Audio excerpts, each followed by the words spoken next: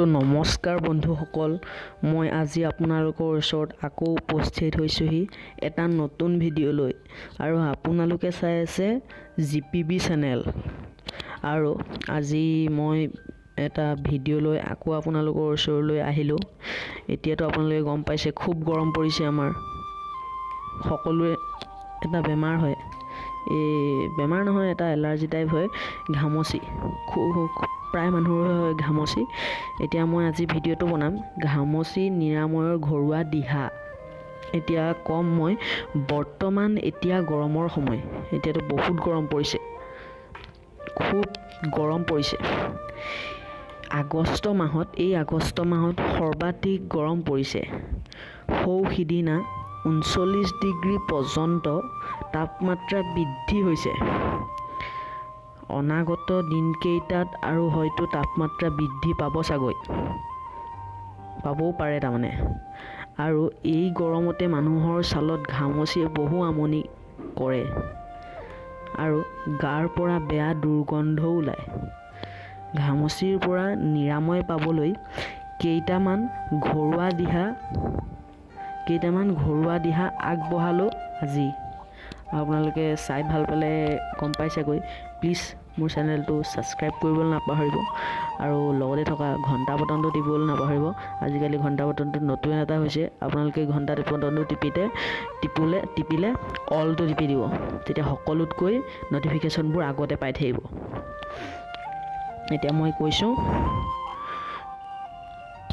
এতিয়া মই উপকৰণকেইটা ক'বলৈ লৈছোঁ। এই গৰমৰ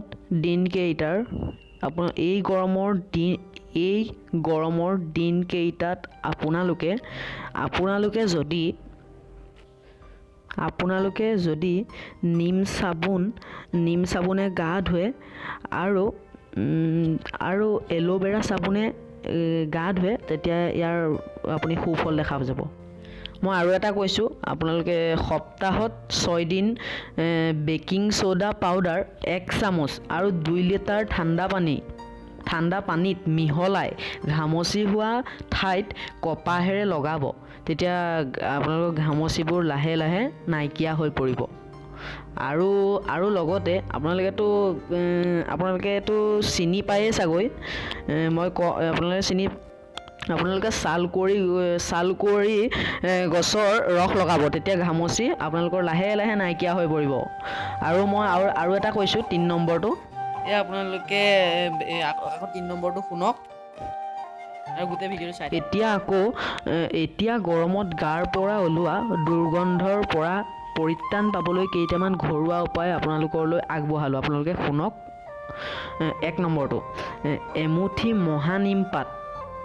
আপোনালোকেতো চিনি পায়। মই ফটোকপি দি দিছোঁ আপোনালোকে চাই লওক।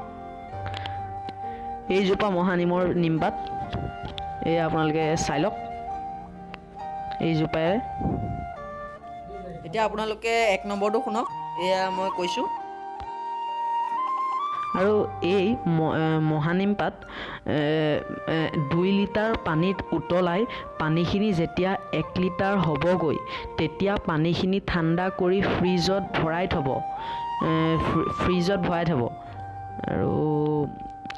আৰু যেতিয়াই আপুনি গা ধুব, তেতিয়াই তাৰ পানী অলপ মিহলাই গা ধুলে গাৰ দুৰ্গন্ধ নাইকিয়া হ'ব। বা ফ্ৰিজ নাই যদি আপোনালোকৰ,